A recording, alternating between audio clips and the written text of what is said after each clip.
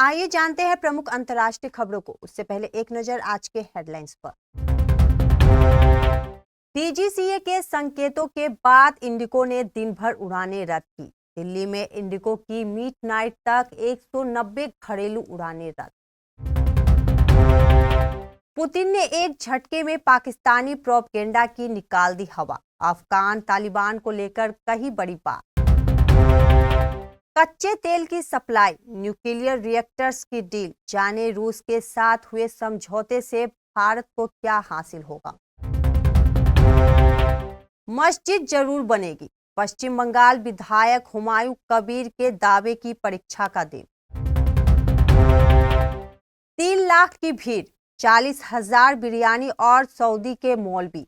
हुमायूं कबीर की बाबरी मस्जिद का शिलान्यास आज। एक और जंग की आहट, फिर भिड़े पाक और अफगान सैनिक। पाकिस्तान और अफगान तालिबान में फिर शुरू हुई जंग। बॉर्डर पर रात भर भीषण गोलीबारी। पाकिस्तान सेना 20 पोस्ट छोड़कर भागी। पुरुषों की हो गई कमी, 1 घंटे के लिए किराए पर पति बना रही महिलाएं। धुरंधर ने ओपनिंग डे पर काटा गदर, तैयारा के उड़ा दिए परखच्चे। और क्या सचिन से छिनेगा ताज? टेस्ट में सबसे ज्यादा रनों का वर्ल्ड रिकॉर्ड तोड़ने के लिए जो रूट को चाहिए इतने रन। आईजीआई एयरपोर्ट से इंडिगो की प्रस्थान से जुड़ी अधिकांश घरेलू उड़ानें शुक्रवार को रद्द कर दी गई। आईजीआई एयरपोर्ट की संचालन एजेंसी डायल ने बाकायदा अपने एक्स हैंडल पर इसकी सूचना देते हुए शुक्रवार को एडवाइजरी जारी करते हुए बताया कि इंडिगो की प्रस्थान से जुड़ी घरेलू उड़ानें को मध्यरात्रि तक रद्द कर दिया गया है। करीब 190 उड़ानों को रद्द किया गया। हालांकि अपवाद स्वरूप कुछ घरेलू उड़ानें संचालित हुई। मध्यरात्रि तक उड़ानों को रद्द करने की सूचना से पूर्व डीजीसीए के सूत्रों ने बताया था कि उड़ानें सिर्फ दोपहर 3 बजे तक ही रद्द की गई है, लेकिन बाद में पूरे दिन के लिए रद्द की घोषणा कर दी गई। इस व्यवधान से हजारों यात्री प्रभावित हुई है। कई यात्रियों को लंबी देरी का सामना करना पड़ा। इंडिगो ने एक्स पर माफी मांगी है और सभी रद्द उड़ानों का पूरा रिफंड देने का आश्वासन दिया है।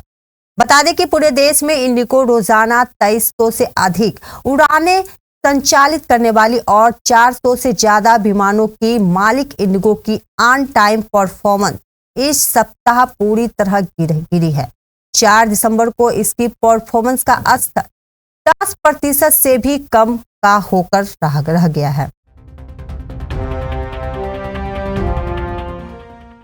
अफगानिस्तान पर शासन कर रहे तालिबान को लेकर चलाया जा रहा पाकिस्तान का नैरेटिव रूस के राष्ट्रपति पुतिन ने एक झटके में ध्वस्त कर दिया है।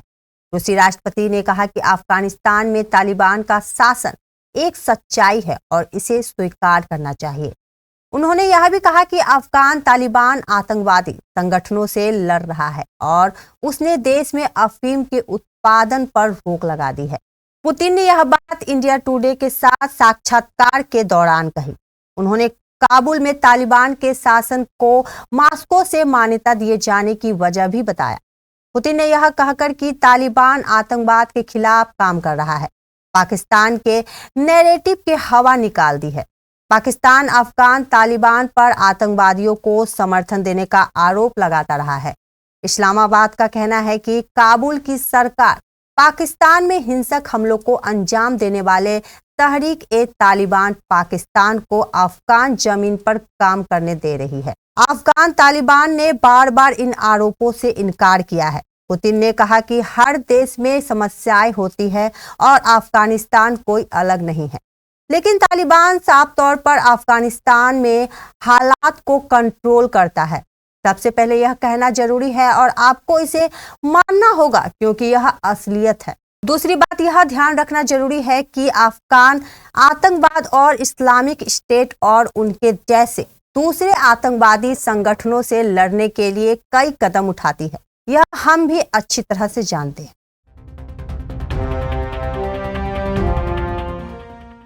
रूस के राष्ट्रपति व्लादिमीर पुतिन भारत का 2 दिवसीय दौरा पूरा करके मॉस्को लौट गए हैं। पुतिन का यह भारत दौरा काफी महत्वपूर्ण रहा। इस दौरान दोनों देशों के बीच कुल 19 समझौते हुए। लेकिन सवाल यह है कि इन समझौते से दोनों देशों को हासिल क्या होगा। रूस ने ऐलान किया कि वह भारत को कच्चा तेल, नेचुरल गैस, रिफाइनिंग, पेट्रोकेमिकल और न्यूक्लियर क्षेत्र में सप्लाई जारी रखेगा। इसका मतलब ये हुआ कि पश्चिम देशों के तमाम दबाव के बावजूद एनर्जी सेक्टर में भारत और रूस के बीच पहले से भी अधिक संयोग दिख सकता है। इसका मतलब ये हुआ कि पश्चिम देशों के तमाम दबाव के बावजूद एनर्जी सेक्टर में भारत और रूस के बीच पहले से भी अधिक सहयोग दिख सकता है और भारत रूस से कच्चा तेल खरीदना जारी रख सकता है। दोनों देशों के बीच दूसरा बड़ा ऐलान सिविल न्यूक्लियर क्षेत्र में सहयोग बढ़ाने पर हुआ है। भारत में अभी ज्यादातर जगहों पर कोयले से बिजली बनाई जाती है, लेकिन अब हम छोटे न्यूक्लियर रिएक्टर प्लांट्स भी लगाना चाहते हैं और इसमें रूस हमारी मदद करने वाला है और ये कोई मामूली डील नहीं है। इस तकनीक में पूरी दुनिया में रूस को सबसे आगे माना जाता है। जब रूस हमें इस क्षेत्र में और सहयोग देगा तो भारत का वो लक्ष्य पूरा हो सकता है जिसके तहत हम साल 2047 तक छोटे न्यूक्लियर रिएक्टर से 100 गीगावाट बिजली बनाना चाहते हैं, जबकि अभी हम इससे 8 गीगावाट बिजली ही बना पा रहे हैं।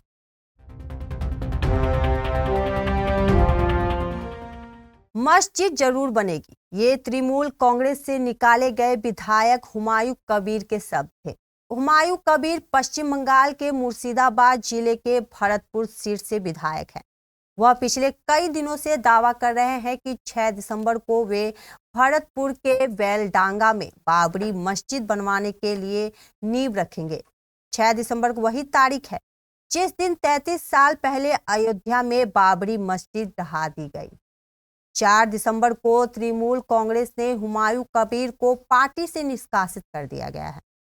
पश्चिम बंगाल के मंत्री और कोलकाता के मेयर फिरहाद हकीम ने कहा कि हुमायूं कबीर को पहले भी चेतावनी दी गई थी। इसके बाद भी हुमायूं कबीर यह दावा करते रहे।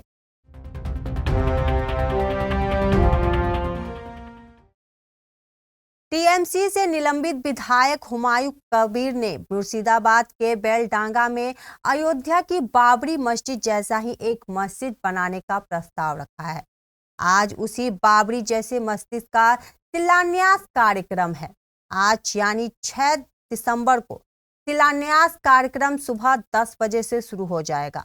अयोध्या में बाबरी मस्जिद 6 दिसंबर को ढहाया गया था, इसलिए हुमायूं कबीर पश्चिम बंगाल के मुर्शिदाबाद में इसी दिन को यह कार्यक्रम कर रहे हैं। पश्चिम बंगाल में आज बड़ी हलचल होने वाली है। पश्चिम बंगाल के मुर्शिदाबाद जिले के बेलडांगा में आज यानी 6 दिसंबर को टीएमसी से निलंबित विधायक हुमायूं कबीर अपना वचन पूरा करने वाले हैं। जी हाँ, हुमायूं कबीर आज यानी शनिवार को बाबरी मस्जिद जैसे ही एक मस्जिद का शिलान्यास करवाने वाले हैं। बेलडांगा में आज बाबरी जैसे मस्जिद का शिलान्यास समारोह है। यह एक विशाल कार्यक्रम होगा। इसके लिए सुरक्षा की पुख्ता तैयारी की गई है। माना जा रहा है कि मस्जिद का शिलान्यास सऊदी के मौलवी करेंगे। पाकिस्तान और अफगानिस्तान के बीच सीमा पर हालात एक बार फिर बिगड़ गए। शुक्रवार रात दोनों देशों के सैनिकों के बीच जमकर गोलीबारी हुई। हालांकि इस गोलीबारी में किसी के हताहत होने या नुकसान की खबर नहीं है। 2 महीने पहले ही दोनों देशों के बीच सीज फायर लागू हुआ, लेकिन शुक्रवार की रात हुई फायरिंग ने एक बार फिर इस आशंका को बल दिया है कि कहीं दोनों देशों के बीच यह झड़प जंग में न तब्दील हो जाए। सीज फायर उल्लंघन के लिए दोनों देशों ने एक दूसरे को दोषी ठहराया है। पाकिस्तान के एक लोकल पुलिस अधिकारी मोहम्मद सादिक ने दावा किया कि गोलीबारी अफगानिस्तान की ओर से शुरू हुई और पाकिस्तानी सैनिकों ने चमन बॉर्डर क्रॉसिंग के बाद जवाब गोलीबारी की, जो एक अहम ट्रांजिट रूट है। उधर काबुल के अफगान तालिबान सरकार के प्रवक्ता जबीहुल्लाह मुजाहिद ने पाकिस्तान पर गोलीबारी का आरोप लगाया। मुजाहिद ने सोशल मीडिया एक्स पर लिखा, बदकिस्मती से आज शाम पाकिस्तानी सेना एक बार फिर कंधार के स्पिन बोल्डक जिले में अफगानिस्तान पर हमले किए। जिससे इस्लामिक अमीरात की सेना को जवाब देना पड़ा। अफगानिस्तान के शासक तालिबान अपने प्रशासन को इस्लामिक अमीरात कहते हैं। अफगान बॉर्डर पुलिस के प्रवक्ता अब्दुल्ला फारूकी ने कहा कि पाकिस्तानी सेना ने पहले अफगान सीमा पर स्पिन बोल्डर बॉर्डर इलाके में एक हैंड ग्रेनेड फेंका, जिसके बाद जवाब दिया गया। उन्होंने कहा कि अफगानिस्तान सीज फायर के लिए तैयार है।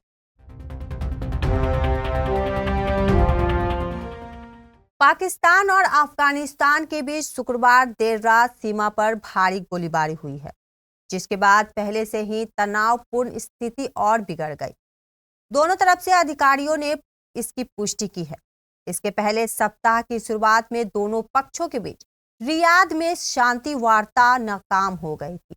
अभी तक अधिकारियों ने किसी के मारे जाने की कोई जानकारी नहीं दी है। अफगान तालिबान के प्रवक्ता जबीहुल्लाह मुजाहिद ने कहा कि पाकिस्तान पर कंधार प्रांत के स्पिन बोल्डर इलाके में हमले किए। वहीं पाकिस्तान सरकार ने अफगान सेना पर बिना किसी उकसावे के चमन सीमा पर हमला करने का आरोप लगाया।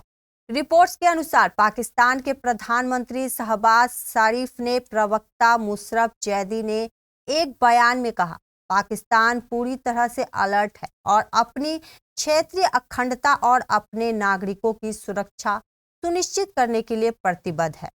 पाकिस्तान और अफगान तालिबान के बीच भारी तनाव बना हुआ है।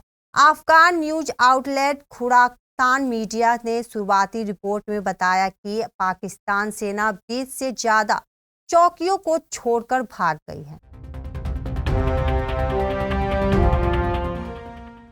लेटविया में पुरुषों की लगातार कमी और बढ़ते सामाजिक असंतुलन ने महिलाओं को एक अनोखी और दिलचस्प सेवा का सहारा लेने पर मजबूर कर दिया है, जिसका नाम है हस्बैंड फॉर एन आवर, यानी 1 घंटे का पति। भारत जैसे कई देशों में महिलाओं की तुलना में पुरुषों की संख्या काफी ज्यादा है, मगर कुछ देश ऐसे भी हैं जहां एक पर औरतें ज्यादा संख्या में हैं। आज हम ऐसे ही देश के बारे में बताने जा रहे हैं जहां पुरुषों की संख्या इतनी कम होती जा रही है कि औरतों को 1 घंटे के लिए मर्दों को किराए का पति बनाना पड़ रहा है। वे उन्हें घर बुलाकर अपने पर्सनल काम करवाती है। देश में यह सेवा तेजी से लोकप्रिय हो रही है क्योंकि यहाँ महिलाओं की तुलना में पुरुषों की संख्या लगातार घट रही है। रिपोर्ट्स के मुताबिक लातविया की महिलाएं पुरुषों की तुलना में अधिक शिक्षित, अधिक स्वस्थ और ज्यादा उम्र तक जीवित रहती है। वहीं कई महिलाएं रिश्तों की तलाश में विदेश चली जाती है। इस वजह से देश में महिलाएं बड़ी संख्या में अकेली रह गई है।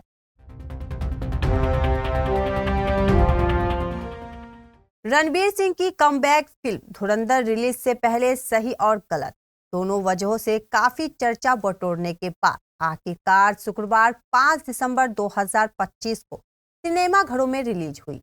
आदित्य धर द्वारा निर्देशित बॉलीवुड की इस लेटेस्ट स्पाई थ्रिलर को दर्शकों से जबरदस्त रिस्पॉन्स मिला है और इसी के साथ इसने अपने थिएट्रिकल सफर की धमाकेदार शुरुआत की। चलिए यहाँ जानते हैं धुरंधर ने रिलीज के पहले दिन कितनी कमाई की है। धुरंधर असल जिंदगी के भारत पाक इतिहास से इंस्पायर है। रणबीर सिंह अभिनीत इस देशभक्ति फिल्म में आर माधवन, संजय दत्त, अक्षय खन्ना और अर्जुन रामपाल जैसे कई दमदार कलाकारों ने अहम रोल प्ले किया है। वहीं 20 साल की सारा अर्जुन इस फिल्म में रणबीर की ऑन स्क्रीन गर्लफ्रेंड की भूमिका निभाई है।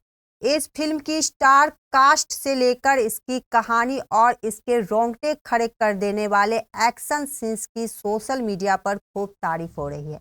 इसी के साथ इस फिल्म ने उम्मीद से ज्यादा कमाई के साथ खाता खोल दिया है। एक रिपोर्ट के मुताबिक धुरंधर ने रिलीज के पहले दिन 27 करोड़ की ओपनिंग की है। हालांकि ये शुरुआती आंकड़े हैं, ऑफिशियल आंकड़े आने के बाद इनमें थोड़ा बहुत बदलाव हो सकता है।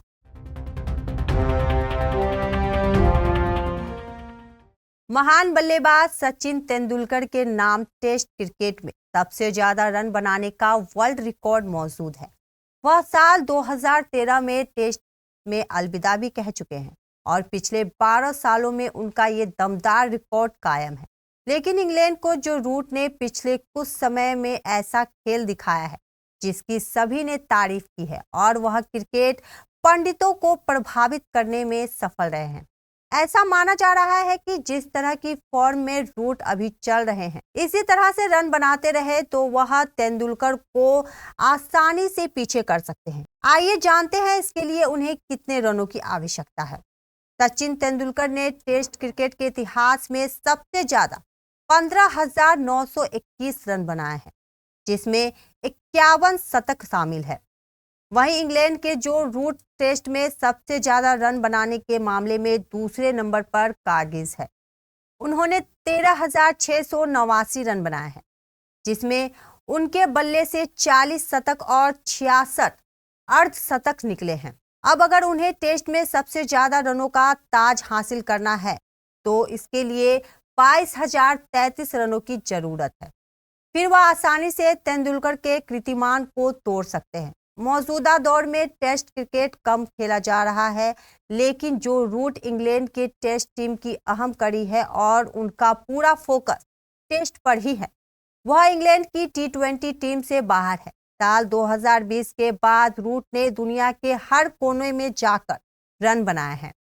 अभी वह ऑस्ट्रेलिया दौरे पर हो रही एशेज टेस्ट सीरीज में इंग्लैंड की टीम का हिस्सा है और दूसरे टेस्ट में उन्होंने 138 रनों की पारी खेली है। यह ऑस्ट्रेलिया में उनका पहला टेस्ट शतक है।